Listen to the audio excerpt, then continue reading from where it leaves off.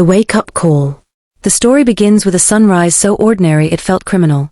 Soft light through sheer curtains, a coffee cup cooling on the nightstand, the slow, habitual sound of a man moving in the kitchen. That hum of normalcy used to be the music of my life. Now it was the soundtrack to a lie. I woke up to a house that smelled faintly of citrus and someone else's perfume, like a phantom memory pressed into every cushion. My name was still on the mail, the keys on the hook, the wedding photo on the mantel, but the geography of us had already been redrawn while I slept. I watched him from the doorway as if I'd stepped into someone else's film.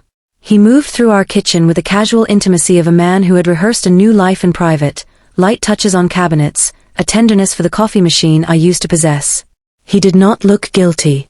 He looked rehearsed. His shirt had a crease where someone else's fingers had smoothed it. On the counter sat a stack of pamphlets in a language I didn't recognize, a credit card with a name that was not mine peeking from a leather wallet. The small, brutal things were the worst: 2 toothbrushes in the cup, the other one newer, the bristles pristine. The house itself had been edited, as if a copy editor had removed paragraphs of me and filled the blank with someone else's handwriting. I didn't scream. I catalogued. Women I know would call that shock. I call it inventory. Every small difference became a line item in the ledger of loss. There was a gym membership receipt with a different phone number. An email preview on his laptop, subject line, "Welcome to the Reynolds home," and beneath it a grid of photographs.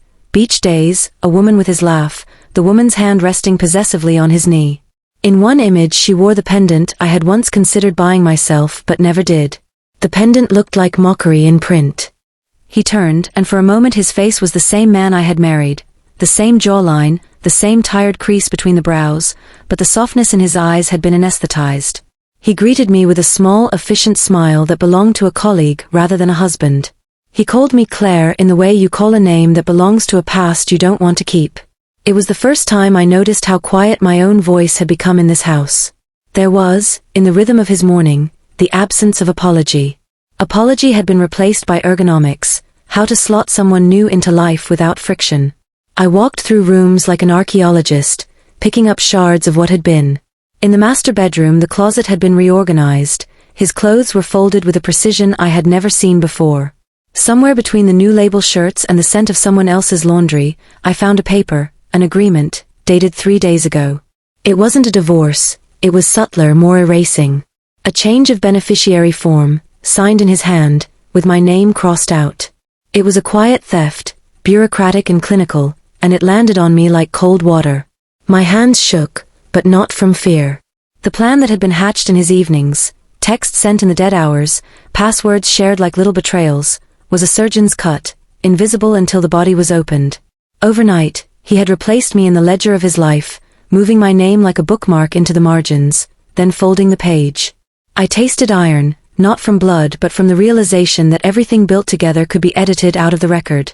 Outside, the neighborhood continued its ordinary trajectory, children waiting for school buses, a dog barking at the corner, a lawnmower humming on autopilot. Inside, the world I knew had been relabeled. My friends would call it betrayal. My mother would call it a scandal. The city, indifferent and bright, would call it a private implosion. None of those words captured the urgency in my chest, the sharp animal need to act, to take the single thing he thought he could remove, his entire life, and make him understand the gravity of what he had done. I did not think of lawyers then. I did not think of revenge as a newsy payoff. Revenge was a craft, an art that required patience and precision. If he could replace me overnight by shifting names on forms and slipping a stranger into our photographs, then I would respond in the same language, deliberate, careful, and unrelenting. The plan seeded itself in me like a pearl inside an oyster, irritation becoming something beautiful and cold. At the center of that plan was a photograph I had not yet opened, a single image sent to his phone with the caption, "Finally home." I found the phone, warm in his palm as he browsed through messages like someone paging through a catalog. My thumb hovered over the screen and then dove. The image loaded, and for an instant my heart accelerated in a rhythm that felt like falling. The woman in the photograph smiled at the camera in a way that suggested ownership, and behind her, so small I almost missed it, was a mailbox with our street number and inexplicably, my maiden name. I stared at that mailbox as if it were a secret map. The photograph was a clue. It was the first thread of a tapestry he thought he'd woven alone. I knew then that replacing his life would require something more than fury. It would require learning the language he used to hide things, the receipts, the signatures, the small domestic rituals that declared belonging. It would require stepping into the places he'd thought were private and claiming them back with a quiet, methodical force. I closed his laptop and rolled it into a drawer, as if hiding it from him would delay the inevitable. I stood in the middle of the living room, the morning light making dust motes hang like tiny witnesses, and I made a promise, not to the man who had replaced me, but to the woman I would become while searching for the undoing. Then I opened the drawer again and pulled out a notebook, the spine cracking like a starting pistol. On the first page I wrote 3 words: observe, catalogue, replace. Outside, a car door slammed. Inside, something else had already begun to move. The anatomy of disappearance. There's a strange calm that settles in after your world has been dismantled. It's not peace, it's anesthesia. You move through the hours as though your body remembers life even when your heart doesn't. That's what those first few days felt like, walking through the ruins of my own story, pretending it was still standing. I stopped asking why. Why was a small word that offered no rescue. What mattered now was how. How he'd built this new world in the shadows of ours. How he thought he could erase me while still using my life as a blueprint. He left for work like nothing had shifted. The same cologne, the same goodbye at the door, except this time, he didn't look back. That was his first mistake. The moment the door clicked, I began. The kitchen became my command center. I spread his receipts across the counter like crime scene evidence, dry cleaning slips, coffee charges, gas station logs. Patterns formed in silence. Every receipt, every timestamp, every signature was a confession dressed in ink. There was a charge from a place in Maryland. We lived in Colorado. That meant travel, hidden, frequent. The name on the bill, the Harbor Inn. A small hotel near a coastal town I once dreamed of visiting. He'd gone there with her. By noon, I'd already accessed what he thought he'd hidden. Years together had taught me his rhythms, his habits, his passwords disguised as birthdays. He was careless enough to forget that the woman who built his life also built his secrets. His bank app opened like an unlocked door. There it was, an account labeled Emergent Fund, newly created, with deposits that matched his company's consulting bonuses. My name wasn't on it, hers was. I stared at that name like it was a mirror showing me the future I'd been denied, Lydia Rains. The sound of her name in my head felt like gravel. A soft rain began outside, the kind that blurs the world into grey shapes. I closed my eyes and let the plambret inside me. Revenge isn't born in fire, it's born in stillness. It's the decision to turn pain into architecture. And that day, I began to build. That night, I didn't confront him. I played the part, dinner, conversation, silence between words that used to mean something. I watched him like an actor performing a script he didn't know I'd already read. He smiled at his phone twice during the meal. I counted both. Later, when he slept beside me, I studied his face, that calm, entitled expression of a man who believes he's in control. He had no idea that by morning, I would already have taken the first piece of his new life apart. The next day, I went to the bank. Ik knew every joint account, every insurance document. And with the calm precision of someone filing paperwork, I began rerouting the story. I didn't touch his hidden account, not yet. I just planted seeds, a flagged inquiry, a change of address request, a small transfer reversal that would quietly demand his attention in a few days.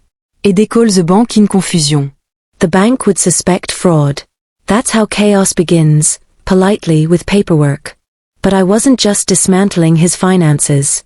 I was studying Lydia, the woman who now lived in my echo. Her social media was a museum of curated perfection, golden hair, rehearsed smiles, captions about fresh beginnings. I traced her posts like a map. She worked remotely. She posted from the Harbor Inn, then from a lake house 2 hours away. Each post tagged a location. Each location whispered proximity. I booked a ticket that night. Maryland, 3 days latte. Before he left, he walked through Orem one last time. Every corner of it was a ghost. My laughter in the hallway.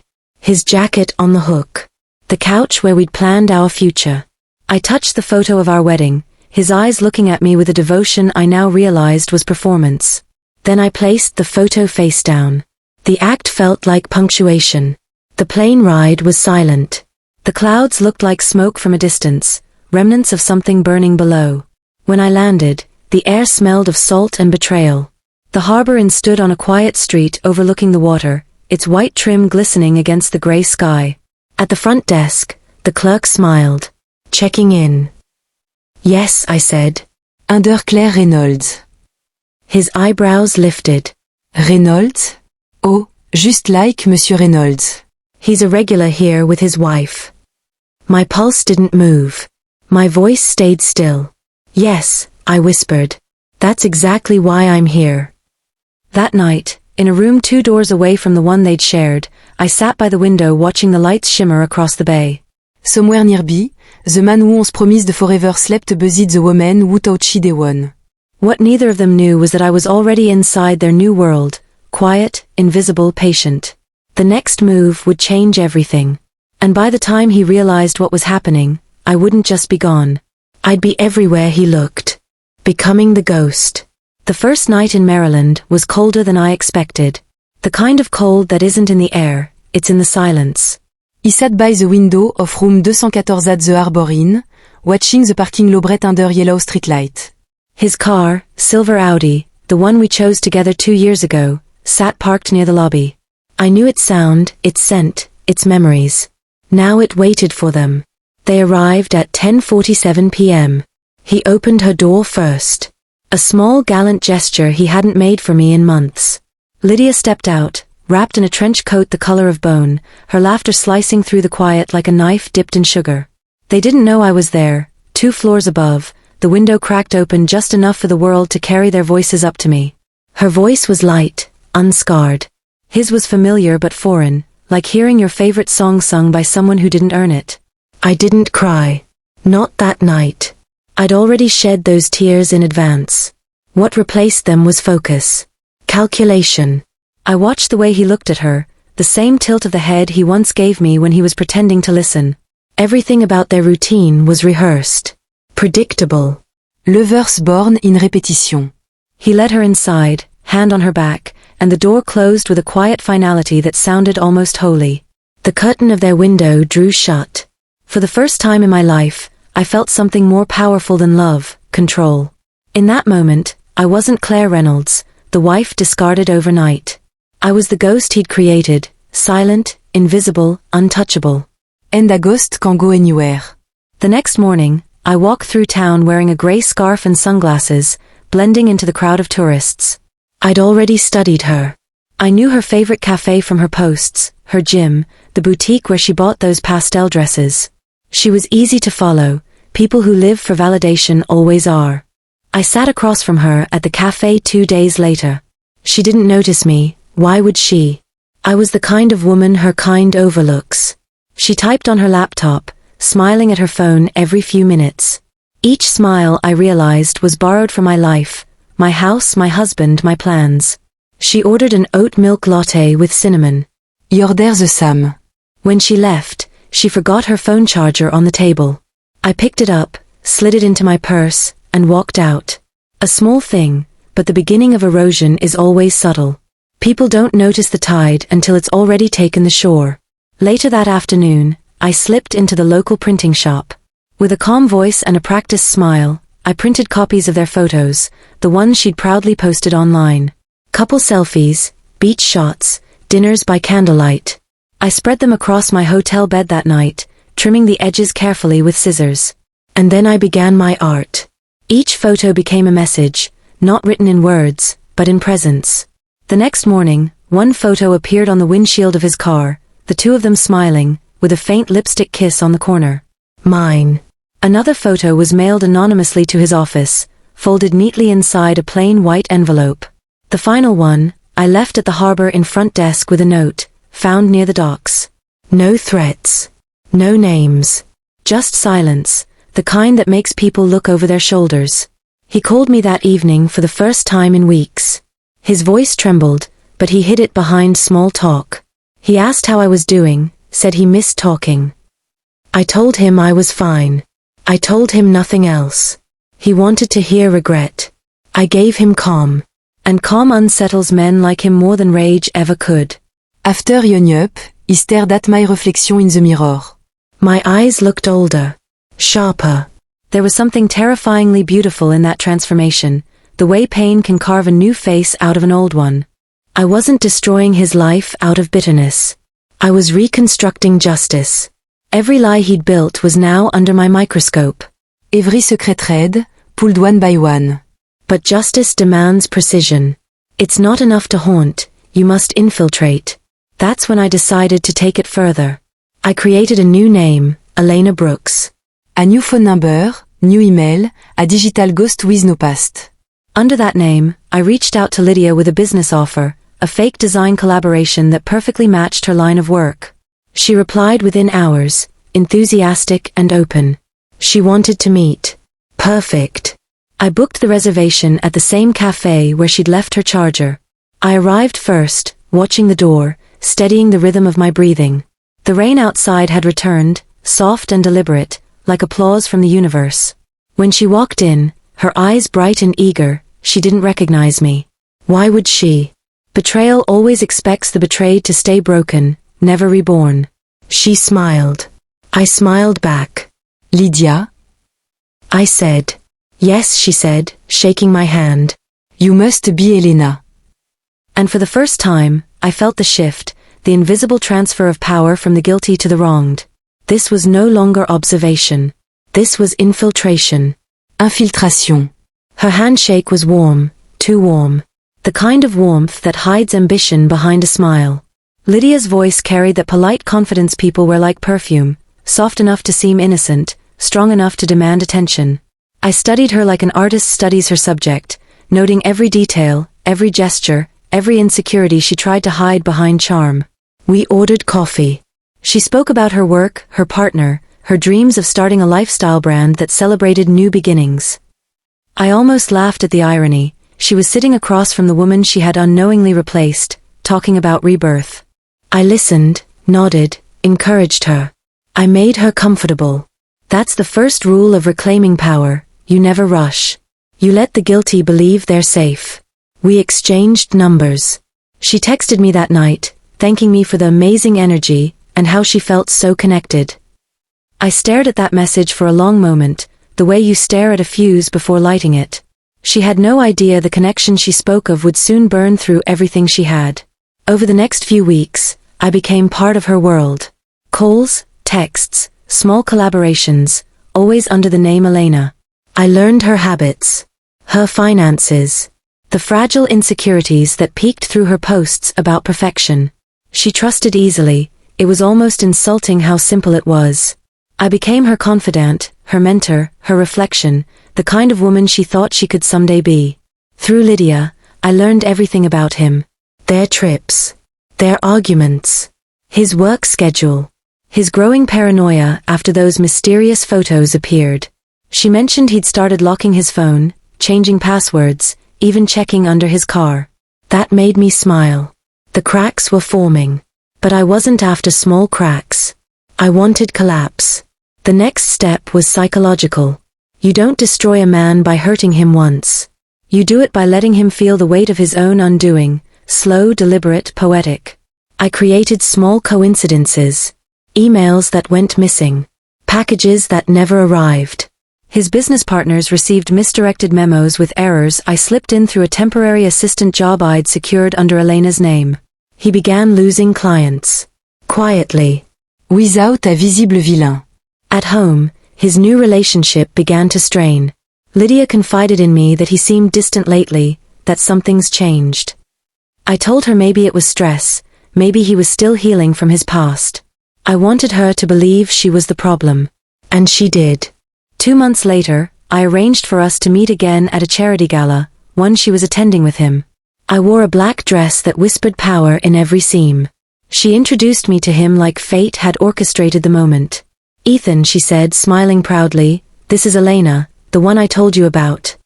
He froze. Not visibly, not enough for anyone else to notice, but I saw it. The faint tightening around the eyes, the delayed breath. Recognition without comprehension. Nice to meet you, I said, my voice steady, my eyes locked on his. I've heard so much. His hand trembled slightly when he shook mine. Lydia didn't notice. She was too busy admiring the illusion she'd built. For the next hour, I spoke with donors, laughed at small jokes, played the part of an ambitious stranger. Ethan's gaze followed me the entire evening, like a ghost he couldn't place. I wanted him to feel haunted, to sense the past moving inside the room but never be sure where it stood. When the gala ended, I left before them. In the parking lot, I watched as he helped her into the car, the same car that used to carry our life. He lingered by the driver's door, scanning the crowd. His instincts were screaming, but logic failed him. That's the thing about guilt, it turns even the most certain men into question marks. That night, I sent Lydia a message from an anonymous number. You don't really know the man beside you. No name. No context. Just truth disguised as threat. She showed it to Ethan. He dismissed it, of course, said it was spam, a prank. But the seed was planted. Days later, she texted me again, distraught. Elena, do you believe people can change completely overnight? I told her no one changes overnight. They just stop pretending. After that, she began unraveling. Doubting him. Checking his phone. Questioning his late nights. I watched her build the same paranoia he once built in me, only now, it was eating his new life from the inside out. By the time their relationship began to fracture publicly, missed dinners, social media silence, mutual coldness, I was already setting the next phase in motion. I met with one of his company's board members, the same man who'd once admired our marriage. Under Elena Brooks, I presented myself as a consultant with crucial information about Ethan Reynolds' financial irregularities. Every statement I made was true. I didn't need lies when truth was already poisoned. Within a week, an internal audit began. Lydia called me crying that night. He's different, Elena. Everything's falling apart. I don't know what's happening. I wanted to tell her, you're living my old life. But I've rewritten the ending. Instead, I whispered, sometimes, people get what they give. And as I hung up, I looked out over the city skyline from my apartment window, a different city now, a different woman staring back in the glass. He'd replaced me overnight. But I'd spent every night since replacing everything he thought he owned, his love, his reputation, his peace, and soon, his name. Because the final act of revenge isn't destruction. It's erasure. And I was just getting started. The final act. Revenge doesn't end when they crumble, it ends when they understand why. By the time winter touched Maryland, Ethan's life had become a quiet wreckage. The man who once moved through mornings with arrogant grace now dragged himself through days like a shadow. His company had suspended him pending the audit. Lydia had moved out. His once perfect world had turned into a room full of echoes. And still, he didn't know it was me. That was the poetry of it. He had built a life so detached from truth that he couldn't recognize it even when it stood inches from his face. I watched it all unfold from a distance, reading every public record, every news headline that reduced him from executive to alleged. It should have felt like victory. But revenge isn't a clean emotion, it's layered, like ash after fire. Bénéat satisfaction lies silence. Bénéat silence, a strange kind of grief. It was a Friday when the letter arrived at his temporary apartment, the same address he'd shared with Lydia for just 7 months before she disappeared from his orbit. I mailed it myself, signed in ink he would know instantly, the same blue pen we'd used to sign our mortgage. Inside, there was no venom. Just clarity. You replaced me overnight. But I never needed to destroy you. You did that yourself. I simply handed you the mirror you avoided. Every lie you told, every signature you falsified, every secret you kept, I placed it where others could see it. You didn't lose me. You lost the illusion that you were intouchable. I ended it with a line I'd written months earlier in my notebook, before everything began. Some women cry. Others rebuild. 3 days later, he called. A number I hadn't heard in months, familiar, trembling, desperate. I let it ring twice before answering. Claire, he said, his voice breaking on the name he'd buried. It was you, wasn't it? I didn't reply. Silence became my final language. You've ruined me, he said after a pause that seemed to stretch across years. I almost pitied him. Almost. No, I whispered finally. I just removed the things that were never yours. The call ended there. A single click that sounded like a door locking from the inside. In the following weeks, I watched the final pieces fall, his assets frozen, his reputation dismantled, his new love story erased from every trace of digital memory. Even Lydia deleted her photos. She'd called me one last time under the illusion that we were still friends. She wanted to tell Elena that she was done with him, that she'd never known such a liar. I told her she deserved peace. And for the first time, I meant it. After I hung up, I deleted Elena Brooks forever. No trace. No past. Just me. Claire Reynolds, reborn, not replaced. I sold the house, the one that once felt like a crime scene, and moved into a quiet neighborhood overlooking the bay. My mornings were peaceful again. Coffee. Silence. Sunlight. Only this time, there was no ghost in the kitchen, no scent of someone else's perfume. Just the hum of the présent. People like Ethan never understand that love isn't replaced, it's recorded. Everything he took, I had documented. Everything he erased, I redefined. And now in the same city where he built his betrayal, I built something new, my own company, Reynolds and Company. Ironically, I used the same clients he once neglected. They trusted me because I carried something he never had, integrity sharpened by survival. Sometimes I still see him from afar, wandering along the waterfront, eyes hollow, carrying the quiet weight of recognition. He doesn't look up. He doesn't dare. Because he knows. Deep down, he knows the truth that haunts him every night. That the woman he underestimated didn't just take revenge, she became everything he tried to replace. And maybe that's the cruelest form of justice. To live better, brighter, stronger, in the ruins of their design. I stood by the water one last time that winter, the wind cold and pure against my skin. The bay shimmered like broken glass under the setting sun. I thought about how endings always look like silence from the outside, but inside, they sound like freedom. As the tide rolled in, I whispered the final line of my story to the wind, not as a curse, but as a declaration. You replaced me overnight, Ethan. But I replaced your entire life, permanently. And then with calm grace, I turned away from the water. No anger. No fear. Only peace. Because revenge, when done right, isn't about hurting them. It's about reclaiming yourself.